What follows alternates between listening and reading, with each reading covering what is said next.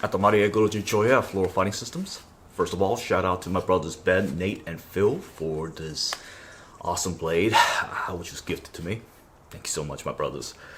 This is a blade designed by my brother Laci Szabo. It is not something new. About 16 years ago, on Laci's website, there was a blade that was named Xanatos, which is this blade, which is currently now being made by Max Knife. It goes by the name of Devil's Tongue. Comes with a Keating sheath with this half of a tech lock thingy that I absolutely despise and hate. Sorry guys, those of you who know me for extended period of time, you guys know how much I hate tech locks, just because, well, I've never had one that survived long enough that didn't break under my typical use. So because of that, never been a big fan of this, other than that it's convenient. That in the old days, this was the only means to pretty much attach blade or any type of your mission essentials onto your belt or your molly rig or whatever you guys are running.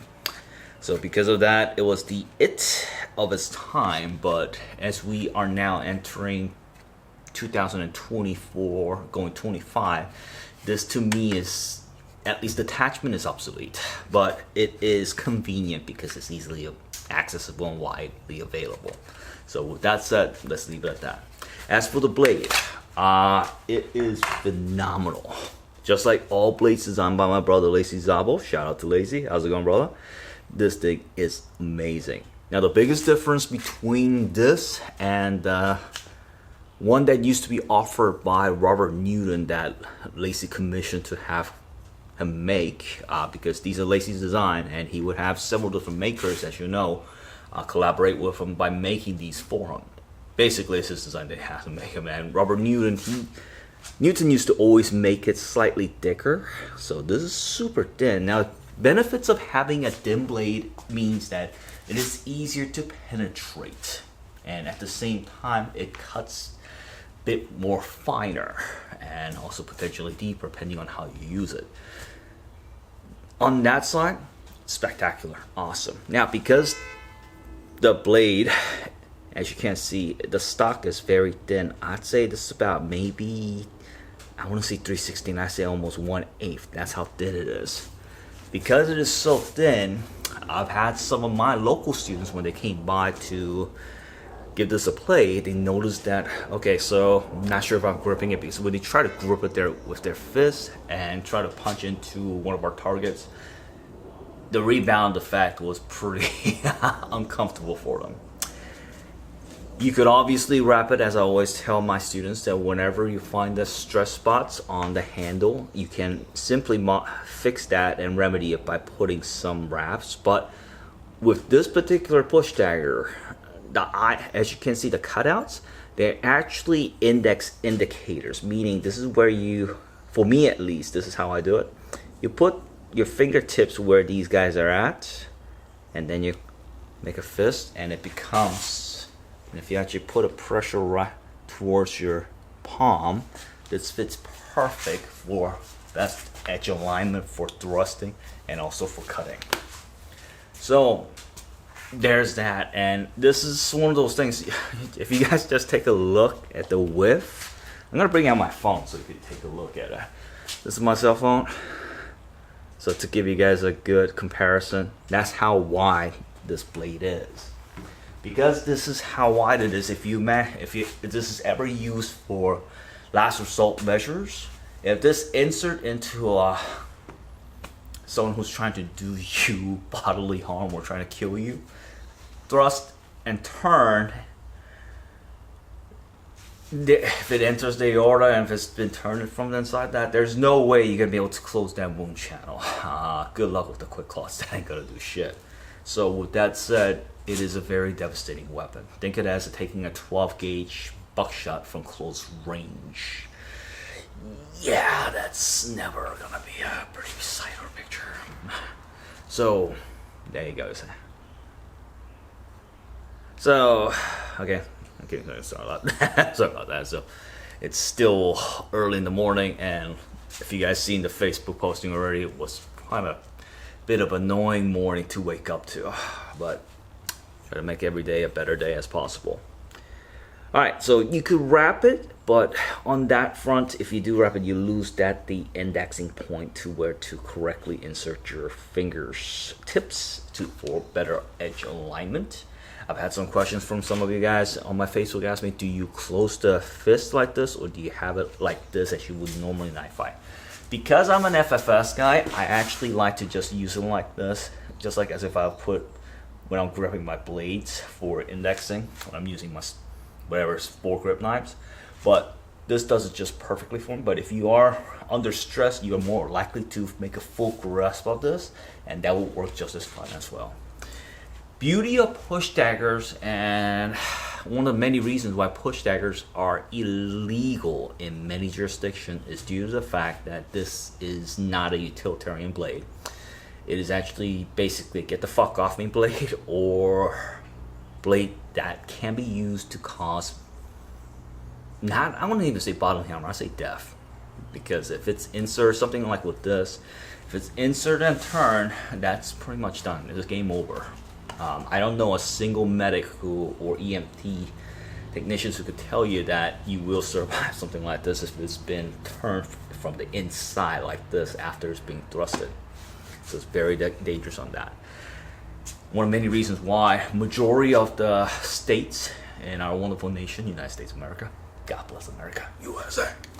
So civilian wise, this is gonna be not much possible unless it's gonna be for your shop or for your home defense last countermeasure. So leave it at that. Military application is quite useful because this allows you to get whatever the threat is on you, off you as fast as possible, and you don't need much training to do it. What I mean by that is, yes, you could look up for more detailed instruction for usage of this.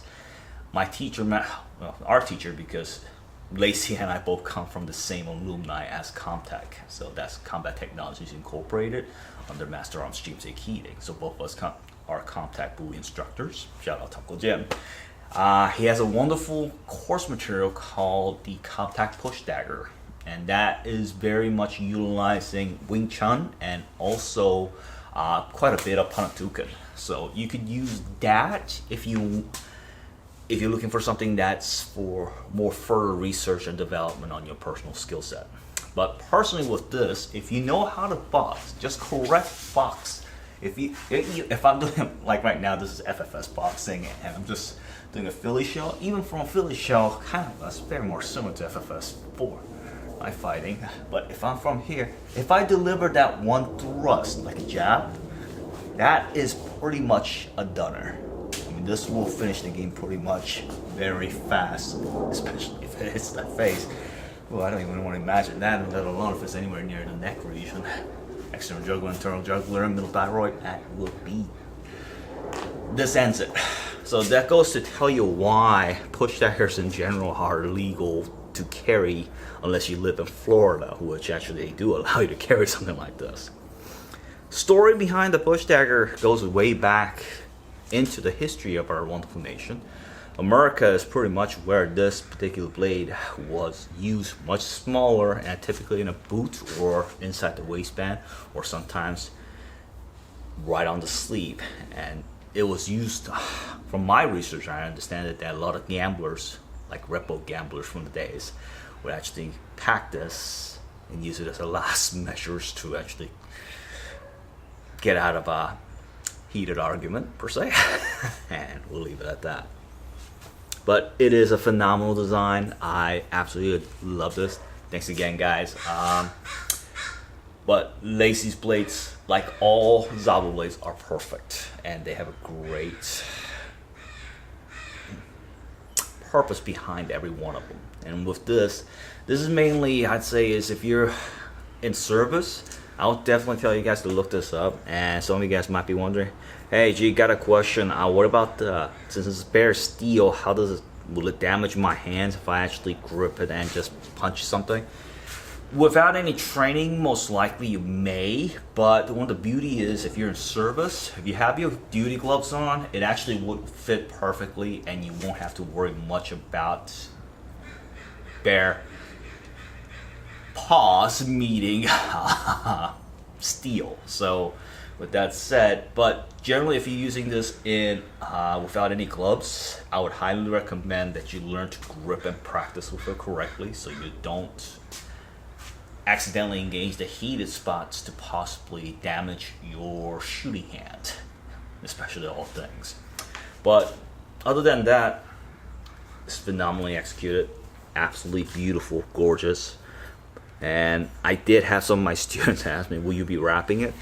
I actually like it as is because I'm so used to now using this correctly for that techniques. So I actually don't have any heat like hot spots when I'm using this, so it actually fits perfectly for me. And I don't mind the blade stock being thin just because I like my blades thinner than it being too thick that it can't cut, let alone thrust.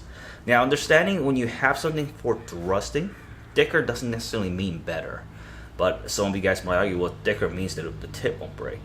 Now, tip still can't break if the blade is thick, so understand that correctly. Having a thinner blade though, it means you have an easier means of penetration and puncture versus something that's thicker. So, kudos. Great blade, absolutely love it. Like all blades from my brother Laci Szabo, it's designed perfection. And God, I would not want to be on the receiving end with this. That was one of the demonstrations that first time I ever met Uncle Jim. Uncle Jim asked me, do you understand that non-telegraphic thrust? And I'm saying, not really. And me just being honest. And he pulled out, I'm not sure if Uncle Jim still has that. I believe it was Mr. Patton who made that for. If you guys been to Comtech, Uncle Jim has this something that looks like a small sword. It's got a really cool looking guard, like Gros Messer, very similar to that on one side. And it's pretty much a rapier. And he just did this and said, okay, don't move. All right, now G, turn around and move. That blade was stopped right about there, but I couldn't even see the blade. It's the perception of how your eyes work, and there's a lot to do with that, and Uncle Jim has all the science and the know-how. So if you guys are interested, definitely contact my teacher, Master Arms James E. Keating, and ask him for training in non-telegraphic thrust. And it'll be as something that you'll remember for the rest of your life. Thanks, Uncle Jim. But with this, you can use it in contact manner. But at the same time, I know that many of you guys in service might be asking, okay, I need a blade for get the fuck off me. And as you know, I'm going to be running my typical M4 carbine or something that's more pimped up. In that case, this will be perfect for you. Where to place it, I say if you're doing your plate carrier, behind the magazine is not usually the best spot to rip the shit out of, but if you have the Velcro and the inserts, pretty much right from your whatever your mission essentials, there should be enough if you put the Velcro on the kayak, there should be enough rooms to stick this on the side. So only exposing what needs to be exposed. Shit happens, grab that shit, rip, thrust, done. So much easier than trying to do something that's more technical for training that's required. So I'll go into the next subject on that as I do. Today's kind of a review day since I got some time before I have a meeting. So I'm going to do a tomahawk review, guys, for that. And I'll explain to you guys why tomahawks are still very much viable in this day and age. Thank you, and hopefully you guys have a great day. If you guys are interested in wanting to get one of these for your own, again, this was gifted to me by my brothers, but Laci has these on his website on zaboinc.com under Devil's Tongue. For those of you asking what the steel is, I believe it is 440C. My experience with Max knife is very limited.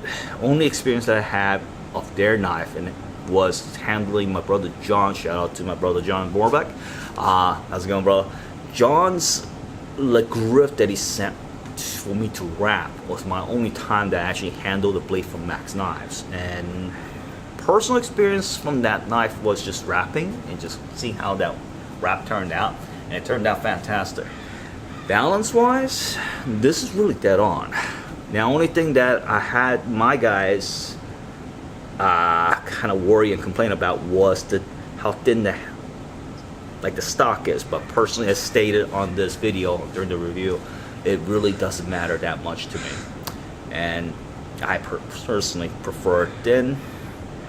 Heat treatment, these only went through soft targets, so I wouldn't know, and obviously you're not supposed to use it on a hard target anyways for something like this, but knowing Laci, this will do just well. It will go through hard targets, but one thing's for sure, guys, if it hits bone, it will break through. Alright, thank you. You guys have a great day, and hopefully a wonderful week. Stay tuned for the next one on Tomahawk.